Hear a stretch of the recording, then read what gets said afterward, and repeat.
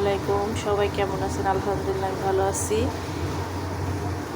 আজকে আমার আমুরটা শুকিয়ে আইছে, তাই আমার এক আন্টি কমেন্টে বলছে আমার আমুর শুকানটা কেমন হয়েছে দেখবে, তার জন্য এই ভিডিওটা। আমি দুইটা আমুর করছি, একটা প্লেটে দিচ্ছি, এই যে একটা প্লেটেরটাও শুকিয়ে গেছে, এই যে বলেরটাও শুকিয়ে গেছে। এটা দেখুন কত সুন্দর হয়েছে আমুরটা, খুব সুন্দর হয়েছে একদম। বাহিরে খুব বৃষ্টি হইতেছে, আমি আমুর দিছি, বৃষ্টি শুরু হয়ে গেছে, 2 দিন ধরে বৃষ্টি।